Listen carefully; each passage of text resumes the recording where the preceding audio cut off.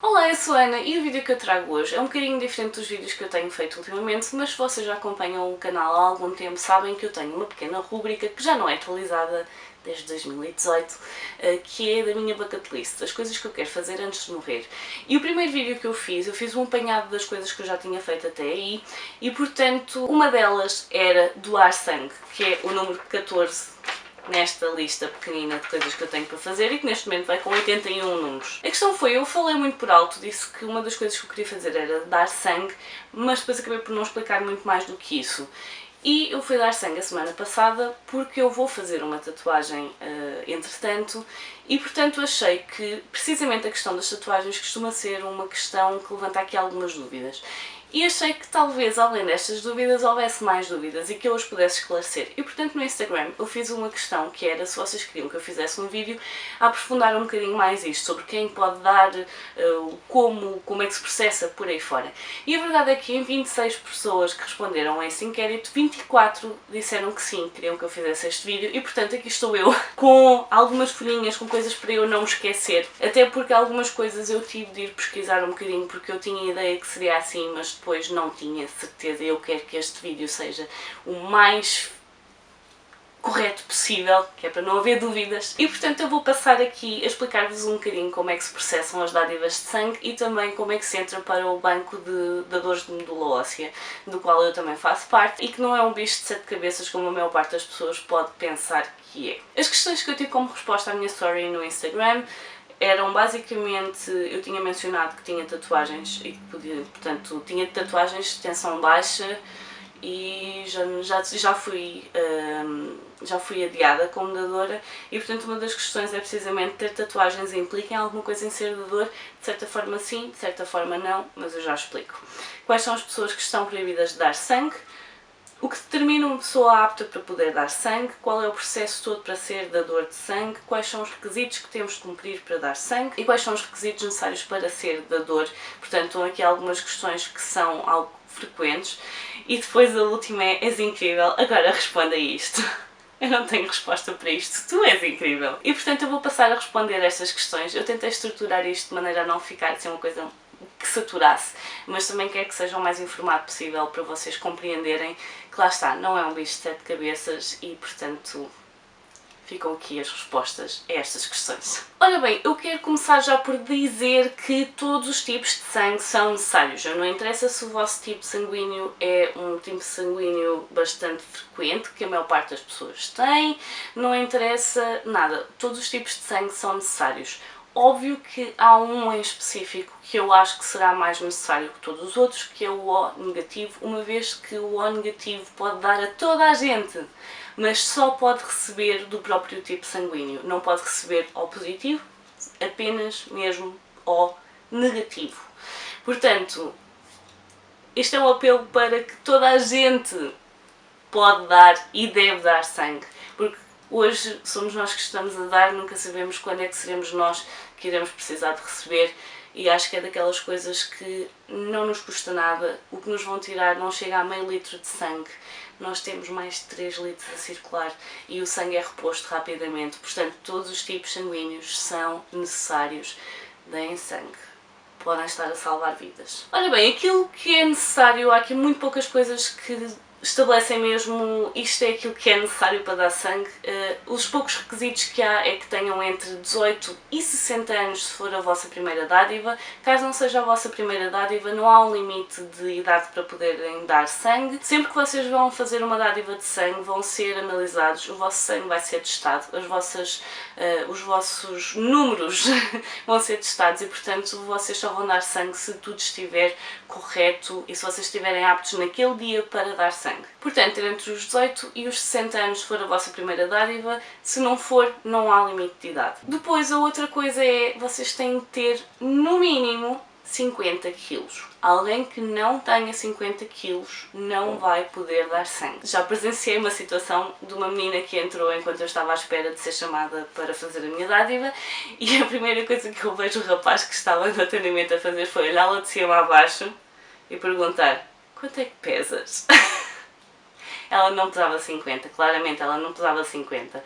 e portanto ela não pôde dar sangue. Além disso, há aqui umas pequenas coisas, umas pequenas particularidades. Não podem estar em jejum, mas também não podem ter feito uma refeição muito pesada antes, portanto não podem ir logo a seguir ao almoço ou logo a seguir ao jantar. Jantar não, porque geralmente essa hora não fazem recolhas, mas não podem ir logo a seguir ao almoço. De qualquer forma, não podem estar em jejum.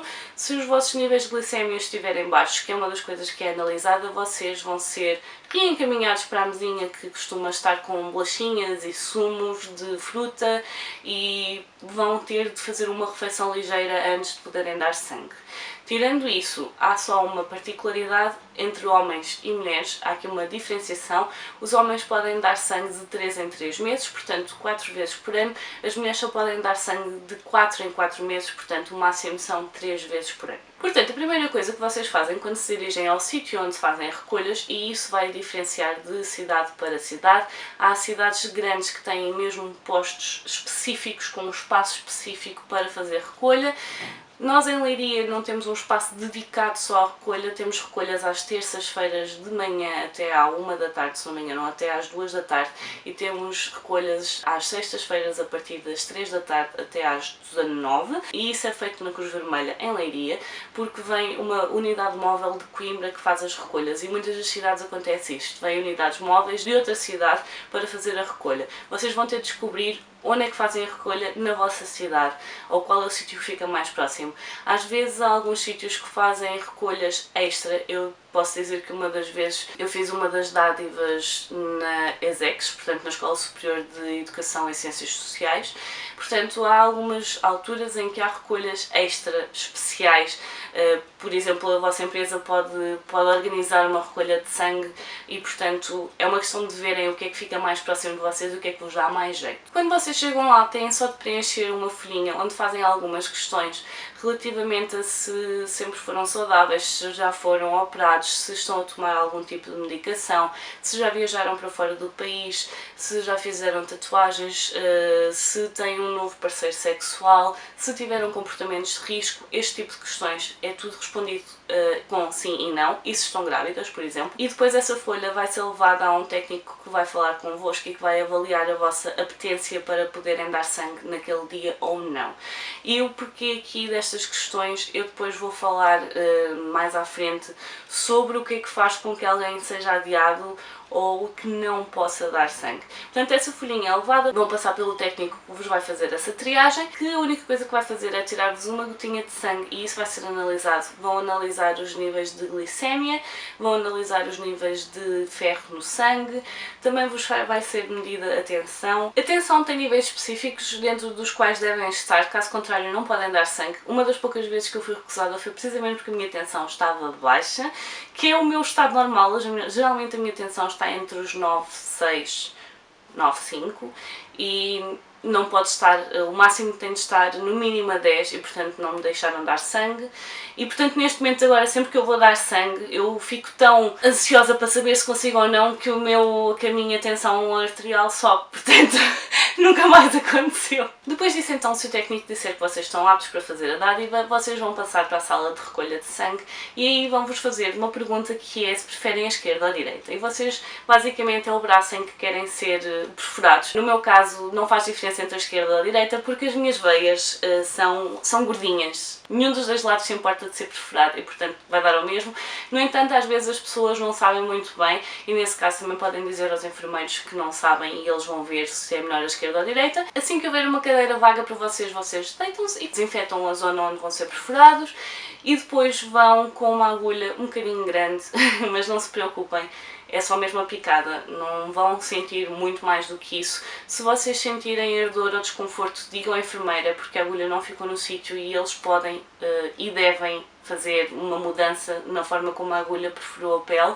Portanto, se sentirem desconforto, não se calem, digam por favor. Pode haver alguma coisa que corra mal e depois não vai ser bom nem para eles nem para vocês, portanto digam. Depois disso, têm só de passar ali um bocadinho a abrir e a fechar a mão para então fazer com que o sangue bombeie e o que vai ser feito é uma recolha de cerca de 450 ml de sangue. Algum desse sangue vai ser usado então para fazer análise análise à vossa dádiva e saber se está tudo bem com ela. Depois vocês vão ser avisados por SMS após verem tudo, se está tudo correto com o sangue. E basicamente é isso. Depois vocês terminarem, a máquina dá um apitozinho e já terminaram, vão ter de ficar deitados durante algum tempo, cerca de 15 minutos, e depois disso vão fazer um lanchinho leve, que então é na mesa que eu já referi e que também tem sandes que vocês não comem antes de ir, mas comem depois. E portanto, basicamente o processo de dar sangue é isto. É rápido, principalmente se tiverem poucas pessoas à vossa frente. Se tudo correr bem, indolor, tirando a picada vocês não vão sentir mais nada. E se tudo estava bem antes, em princípio também irá continuar bem depois. Portanto, eu vou passar agora a dizer quem é que não pode dar sangue. Porque não acontece muitas vezes, mas há pessoas que não podem dar sangue.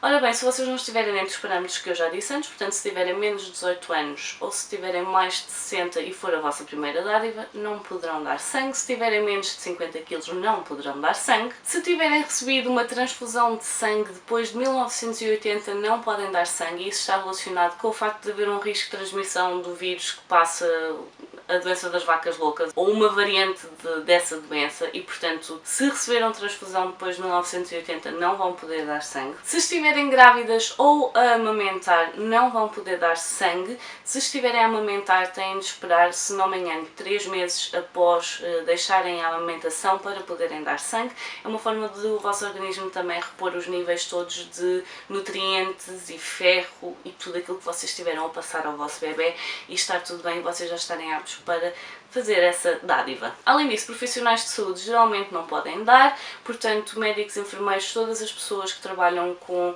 muitas pessoas e ao risco de terem doenças e, por exemplo, ainda estarem dentro do prazo de incubação, por exemplo, e não se ter certeza, pronto, não podem. No entanto, o que diz no site do IPST, portanto do Instituto Português de Sangue e Transfusões, é que poderão tentar e todos os casos vão ser analisados pelo técnico e então vão saber se poderão dar ou não. Além disso, como eu já mencionei antes, se os vossos valores estiverem abaixo daquilo que é necessário para darem sangue, vocês não vão poder dar sangue. Além disso, há aqui alguns casos que fazem com que haja algum adiamento. Se vocês tiverem feito um piercing ou uma tatuagem, vão ter de esperar 4 meses após terem feito esse piercing ou tatuagem para poderem dar sangue. Isto é uma maneira também de despistar algumas questões que poderão resultar daí e, portanto, foi isso que fez com que eu fosse dar sangue agora, porque eu vou fazer uma tatuagem e eu queria que fosse muito próximo para os meus 4 meses de espera enquanto mulher baterem certo com os meus 4 meses de espera depois de fazer a tatuagem. Há uma coisa muito engraçada que é uma das frases mais conhecidas do Ronaldo, uma daquelas que é mais falada, é que o Ronaldo não faz tatuagens porque é dador de sangue. Muito giro, mas falso. Vocês podem ter tatuagens e serem dadores de sangue. No entanto, quando vocês fazem a tatuagem, há pigmentos que continuam a circular durante algum tempo na corrente sanguínea. Além disso, pode haver questões relativamente... Neste momento penso que ninguém vai fazer a um sítio que não tenha condições de saúde e higiênicas, não é? Mas pode haver algumas questões que depois há esse período de incubação que só depois é que conseguem perceber se está tudo bem ou não. Portanto, após uma tatuagem ou piercing têm de esperar 4 meses. Caso façam viagens por algum país que esteja de quarentena, neste caso, neste momento, acho que a Ásia não é um bom sítio para viajar. No meu caso, quando eu estive em setembro na Polónia, a Polónia estava com uma quarentena, era uma espécie de variante da gripe, mas a estava a atacar com muito mais força e, portanto, quando eu tentei dar sangue foi cerca de 2, 3 semanas depois, aliás, 2 semanas depois de ter vindo de férias, e basicamente o técnico disse-me para esperar mais 15 dias, ver se tinha algum sintoma de gripe, e se não tivesse então podia voltar, mas caso tivesse esperar cerca de 3 meses até dar a minha dádiva de sangue. Eu na altura não tive então os sintomas de gripe, mas tive uma pequena constipação e pensei, se calhar não arriscar, e então houve essa questão de ser adiado. Não fui recusada, mas também não me deixaram dar sangue. Se mudarem de parceiro sexual, vão ter de esperar 6 meses. Acho que tem aqui alguma lógica, não é? Há muitos casos em que o vírus da SIDA fica latente nas pessoas, há um período de incubação, as pessoas nem sempre sabem se têm ou não, e portanto é uma forma também de despistar. Portanto, se tiverem um novo parceiro sexual, vão ter de esperar 6 meses até poderem fazer uma dádiva de sangue. Além disso, se vocês tiverem sido submetidos a cirurgias, é possível que haja um tempo definido pelo técnico que tenham de esperar até poderem dar novamente sangue, exceto se tiverem levado então uma transfusão e nesse caso vocês deixaram de estar aptos para fazer dádivas de sangue. Se tiverem feito uma endoscopia ou uma colonoscopia, também vão ter de esperar 4 meses para fazer dádiva de sangue e estes são, assim, os maiores casos de adiamento, mas lá está, há sempre questões que o técnico na altura, quando vos está a fazer a avaliação, vos vai dizer se estão aptos no momento ou não, ou se têm de esperar mais algum tempo. Eu tenho uma amiga que só pode fazer dádivas de sangue uma vez por ano, por questões relacionadas, se não me engano, com a quantidade de ferro que ela tem no sangue e, portanto, lá está, cada caso é um caso e vocês só vão saber depois de passarem por lá e falarem com o técnico. Alguns cuidados a ter após fazerem uma dádiva: não podem fazer esforços físicos, nada de levantar pesos, é por isso que eu também faço as minhas dádivas em dias de folga, porque o meu trabalho de ser livreira é muito giro, mas vocês não têm noção de quanto vários livros pesam ao mesmo tempo, até mudarem de casa ou até trabalharem numa livraria. E portanto eu dou sempre nas minhas folgas, não convém fazer esforços físicos durante 12 horas após a dádiva. Além disso, têm de beber muitos líquidos para conseguirem repor o nível de líquidos que no fundo o corpo acabou de perder. Não alcoólicos, por favor. Vocês não querem beber álcool depois de fazerem uma dádiva. Não deve ser bonito. Portanto, após tudo isto, que é o processo e que já vai longo, mas é mais longo eu a explicar do que vocês efetivamente a fazerem, o vosso sangue vai voltar para a base, vai voltar para o Instituto Português de Sangue e Transfusões, o vosso sangue vai ser analisado, vai haver uns tubos de ensaio em que eles têm sangue que vai ser testado para alguns vírus, como é o caso do HIV, portanto SIDA, vai ser testado para sífilis, hepatite B e hepatite C, e depois vocês vão receber uma mensagem no vosso telemóvel a dizer se está tudo ok com o vosso sangue. Eu já recebi a dizer que o meu tipo de sanguíneo é O positivo e que as minhas análises são todas corretas e, portanto, a minha dádiva é válida e, eventualmente, caso seja necessário, será usada. Portanto, basicamente, para dádivas de sangue é isto. No entanto, eu, como disse, quero explicar-vos também um bocadinho como é que é feito o processo dos bancos de dadores de medula óssea. Esta vai ser uma parte extremamente curta, porque não é muito diferente daquilo que vocês fazem quando vão fazer uma dádiva de sangue. Basicamente, eu já estou no banco de dadores de medula óssea desde 2015, fui com uma amiga e fizemos as duas a dádiva de sangue nesse dia e fizemos também a inscrição no banco de dadores de medula. O que é que acontece? Vocês vão ter de ler uma folha onde explica todo o processo, como é que é feito, o que é que acontece se vocês forem chamados, e vocês vão ter de dar a vossa concordância com isso se quiserem efetivamente fazer parte do banco de dadores de medula óssea. E a única coisa que vai acontecer é, dentro do sangue que já vos é retirado, aquele bocadinho que é tirado para análises, vai ser também tirado para outro tubo de ensaio e vai ser registado como sendo parte do banco de dadores de medula óssea. O que significa que é basicamente isto. Vocês não vai acontecer mais nada, a menos que sejam chamados como compatíveis com alguém. E aí sim vai haver algumas alterações. Ao nível de requisitos para ser dador de medula óssea, só altera aqui a idade máxima em que uma pessoa se inscreve, porque vai dos 18 aos 45. E depois poderão ser chamados até aos 55 anos e acaba aí, portanto é a diferença entre as dádivas de sangue e as dádivas de medula óssea. No entanto, a partir do momento em que vocês concordam que querem fazer parte do banco de medula óssea, os vossos dados vão estar tanto numa base de dados a nível nacional como a nível internacional. Encontrar pessoas compatíveis com alguém é extremamente difícil e é por isso que a maior parte das vezes se tenta recorrer a pessoas da família. Portanto, quando vocês fazem parte de um banco de medula óssea, a probabilidade de vocês serem chamados é extremamente baixa. Vai sempre haver a prioridade de se tentar encontrar um dador que faça parte da família da pessoa que precisa dessa transfusão.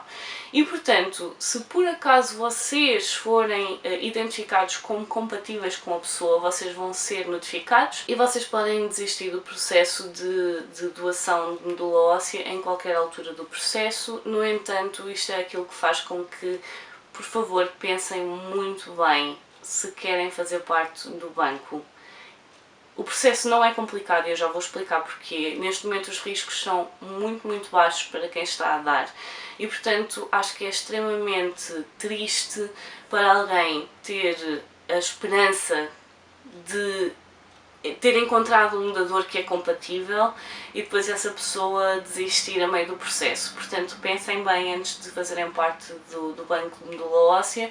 No entanto, saibam também que os riscos são muito baixos. E eu quero só explicar o que é feito durante uma doação de medula óssea, só para também mudar aqui uma coisa, porque muitas pessoas ainda não se aperceberam disto. As dádivas de medula óssea, as transfusões de medula óssea, neste momento não são feitas como a maior parte das vezes nós vemos nos filmes. Ainda é feito por punção, efetivamente, de ser feita uma punção na medula óssea e ser recolhido 15 ml de medula óssea e, portanto, essa medula óssea vai ser transferida para a pessoa. No entanto, a maior parte das vezes, neste momento, essa transfusão é feita por aférese, o que significa que as duas pessoas vão estar ligadas a uma máquina e essa máquina vai fazer uma triagem de sangue. Portanto, é quase como se estivéssemos a fazer uma dádiva de sangue. Vamos ter uma agulha ligada a nós, um catéter, e o sangue vai estar a sair de nós, vai passar pela máquina, a máquina vai recolher os elementos que precisa para a pessoa e depois esse sangue volta ao nosso organismo e, portanto, é isto que vai acontecer. O que é que acontece aqui? Para se fazer a aférese, geralmente tem de ser feitas algumas injeções previamente, que é para a medula óssea produzir mais daquelas células e elas estarem mais presentes no sangue, porque geralmente nós temos algumas dessas células a circular no nosso sangue, mas não são em muita quantidade. E, portanto, quando alguém é identificado como compatível para fazer uma transfusão de medula óssea, o que vai acontecer então é levar essas injeções, que aparentemente não são muito simpáticas. No entanto, estamos a salvar uma vida. Não digo que seja o mínimo que podemos fazer, mas obviamente que da minha parte é a forma como eu vejo. Se eu for compatível com alguém, estou disponível para fazer isso. E, portanto, é basicamente isso que faz, e depois então é feita a transfusão desses elementos para as pessoas. Como eu disse, neste momento é muito menos invasivo do que a maior parte das vezes, leva mais tempo, mas é menos invasivo. Óbvio que ainda se fazem punções, às vezes é mesmo a única forma, em alguns casos, e além disso é muito mais rápido. São cerca de 90 minutos e a aférese são entre 2 a 4 horas. Portanto, é só isto que eu tinha para falar convosco, dizer-vos um bocadinho mais sobre como funcionam as dádivas de sangue e fazer parte do banco de dadores de medula óssea. Se vocês tiverem alguma dúvida relativamente às coisas que eu fui dizendo, deixem nos comentários, eu vou respondendo dentro dos meus conhecimentos, ou vou reencaminhar-vos para quem saiba, ou vou eu procurar as respostas, porque eu também gosto de estar informada nestas coisas e vou-vos dar as respostas mais informadas possível. Há só uma questão aqui, que é: não há momento absolutamente nenhum durante a triagem em que vos perguntam ou vos possam perguntar qual é a vossa orientação sexual. As normas mudaram. Neste momento, pessoas que são não normativas não podem ser excluídas de serem dadores de sangue. No entanto, fazem-vos questões relativamente a comportamentos de risco, e isso é aplicável tanto a pessoas normativas como não normativas, o que significa que se vocês andarem a dormir com 3, 4 pessoas e que não sabem o background, o histórico de saúde dessas pessoas, é um comportamento de risco, mas lá está, é por isso que também vos fazem a questão de terem um novo parceiro sexual há mais de 6 meses. Portanto, ninguém vos pode dizer que vocês não podem dar sangue por serem não normativos.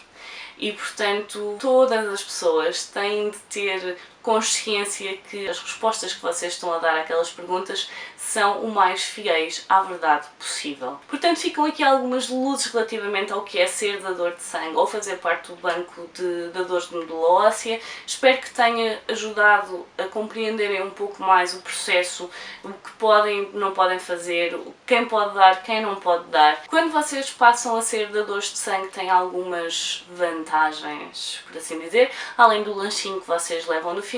Se vocês não dão sangue porque o meu trabalho não permite, o horário não permitir, balelas, porque quem dá sangue sai de lá com uma justificação para entregarem no trabalho, há justificação para ir dar sangue, vocês têm aquele papelinho, só têm de entregar no vosso trabalho. Além disso, quando vocês passam a ser dadores, se tiverem feito 2 dádivas no espaço de 12 meses, ficam isentos de taxas moderadoras. É uma das pequenas vantagens que durante algum tempo isso foi recolhido e agora voltou a haver, portanto desde 2015 que nós voltámos a ser isentos de taxas moderadoras e, portanto, são algumas pequenas vantagens vantagens de ser dador de sangue e eu espero que vocês tenham ficado um pouco mais esclarecidos sobre este assunto. Espero ter esclarecido alguma potencial dúvida que vocês tivessem. Se não esclareci, deixem nos comentários que lá está. Eu vou procurar, eu vou tentar saber e informar-me o melhor possível para também vos esclarecer a vossa dúvida e eu ficar a saber mais também.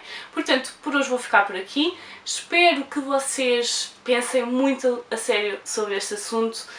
Lá está, mais uma vez, como eu disse no início, hoje estamos a ajudar, amanhã podemos ser nós a precisar de ser ajudados. Portanto, vou ficar por aqui. Adeus e até à próxima. Tchau!